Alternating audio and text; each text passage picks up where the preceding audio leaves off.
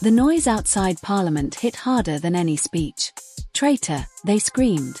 A word once were reserved for enemies of the crown. K-Star didn't stop. He didn't look back. In the last 6 months, 52,000 migrants have crossed the Channel. 149,000 elderly Britons, many in their 90s, waited over 12 hours for hospital care. And the veterans who built this country now live on less than £800 a month. That same morning, Prince William was with them. No cameras, no slogans. One man chased power, the other carried duty. The people aren't protesting, they're collecting debt. Across Britain's fading towns, shutters fall like verdicts. The Veterans Pub in Manchester closed when its power bill hit £1,200 a month. The men inside once fought for this flag. Now they fight to keep the lights on. Inside NHS England. 4 million people wait for treatment. 191,000 have waited over a year. Only 61% begin care within the target. The rest wait on stretchers in corridors that smell of bleach and despair. Meanwhile, Downing Street signs another contract, £3 billion this year for migrant hotels. At every junction, the same betrayal repeats. Money for strangers, silence for patriots. When reporters asked the prince about it, he didn't answer. He looked away, not in dismissal, but disbelief. And somewhere between that silence, the shouts outside Parliament, a truth it became impossible to ignore. The silence after William's words didn't heal, it tore deeper. Within hours, new figures hit the headlines. The government had cut £3 billion from NHS budgets since spring while spending £3 billion a year on migrant hotels. In veteran care, the crisis was surgical. 27,000 ex-service members still waiting for mental health support. Only 1 in 4 getting treatment on time. Pensioners weren't doing better. Inflation chewed through the state pension's value. And 43% admitted skipping meals or heat last winter. A report from the Office for Veterans Affairs revealed suicides among ex-military personnel up 18% since 2020, but Downing Street didn't mention it once. Britain snapped this week, not with riots, but with recognition. At dawn, Prince William visited a burned-down housing block in Sheffield. He didn't speak to the cameras. He picked up a child's melted toy from the ashes, looked at it for a moment, and walked on. The image spread within hours, quiet, stark, devastating. Meanwhile, in London, Star faced another wave of outrage. A leaked audit showing £15 million in consultancy fees for migrant accommodation contracts. Nurses called it blood money. Veterans called it theft. By afternoon, protesters were outside Downing Street again. One man shouted, "We fought your wars. Now fight for us." William's car passed nearby. A single nod to the crowd. No words. That was all it took. The next morning, the Telegraph ran the headline, "The Prince Who Listens." And somewhere in the distance, Britain began to remember what decency once sounded like. By Friday morning, the noise had spread beyond Westminster. It wasn't a protest anymore. It was a reckoning.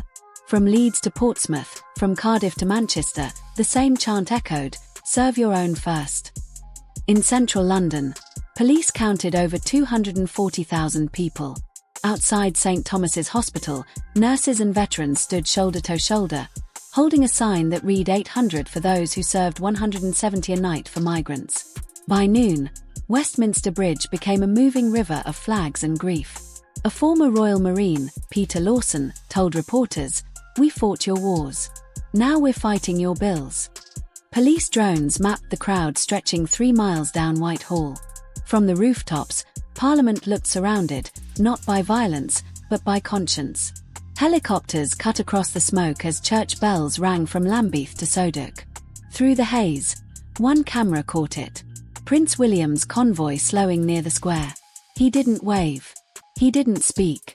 But the moment his car passed, the chant softened, as if the country itself remembered what honour once felt like. By sunset, 60 million had watched the footage online. And for the first time in years, Britain's outrage carried something deeper than anger. It carried recognition. While Starr spoke of balanced priorities, taxpayers watched billions vanish into what the press now calls the government of forgotten Britons. The betrayal wasn't abstract anymore. It was audited, documented, televised. Britain wasn't just angry, it was humiliated. And the question now echoed from every pub to every ward. How much more will the nation give before it finally takes back what's owed? He didn't need to speak. The image said, enough. A single photograph of Prince William walking through the Veterans Ward at Royal Hospital Chelsea spread faster than any headline. No press, no entourage, no official agenda, just the quiet weight of presence. A soldier missing his leg from Basa tried to salute. William stopped him, shook his hand instead. The photo froze everything the country had forgotten.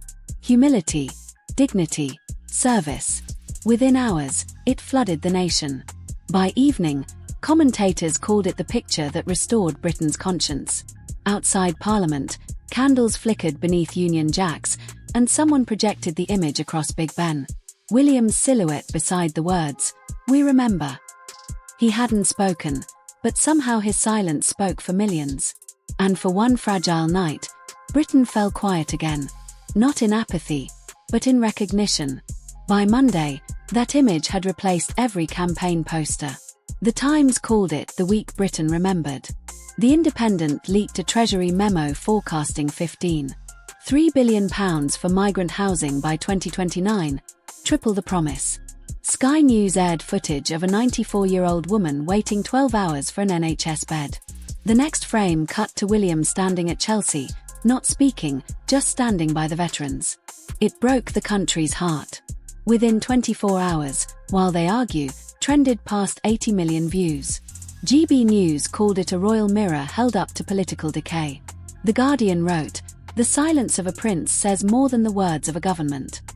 Even CNN and Leon featured the photo on their front pages. Polls flipped. Trust in the Crown rose to 71%. Parliament fell below 30. One headline captured it best. William remembers, Starmer forgets. By midweek, Westminster sounded like a collapsing stage. Over 40 members of Parliament filed no confidence letters. 2 ministers resigned, citing moral conflict. Leaked emails showed Starmer's staff debating damage containment. Outside, the protest didn't stop, they settled in. Veterans guarded the square. Nurses handed out soup. And someone pinned that photograph of William to the gates with the words, "Leadership is service." Crowds sang, "God Save the King," as Parliament lights dimmed behind the fog. Donations to veterans' charities exceeded £5.1 million in 7 days. Polls collapsed. Labour down 12 points. Trust down 30. Meanwhile, William appeared again, this time at a children's ward in Sheffield, laying a wreath for a nurse who died on shift. He didn't speak. Cameras caught only the quiet nod, the kind that said more than speeches. Britain wasn't just angry anymore. It was aligning itself around something purer. Respect. On Sunday morning, Buckingham Palace broke its silence. 15 seconds, one message signed simply, "We the measure of leadership," it read, "is compassion without condition." No mention of parties, no accusation, just truth. Newsrooms froze. 4 ministers cancelled appearances. That evening, the BBC replayed William's visit to Chelsea, his hand on the veteran's shoulder fading to the palace crest. Public reaction was seismic. 78% said the prince had shown more moral leadership than the government. Across the nation, murals appeared. William bowing his head beside the word "service is sacred."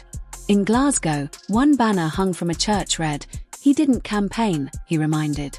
Analysts called it the quiet intervention that shook Westminster. Parliament's crisis meetings turned desperate, but for millions, the message had already landed. The future of Britain no longer belonged to slogans or spin.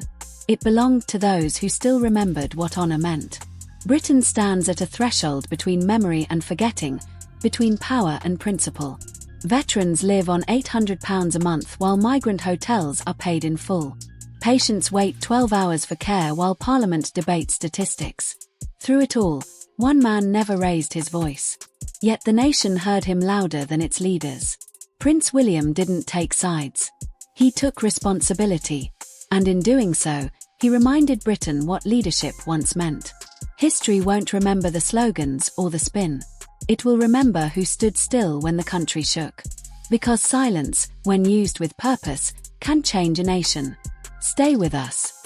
Subscribe to Brit Alert News. Because while others hide the storm, we show it breaking. This isn't just politics anymore. This is Britain's reckoning.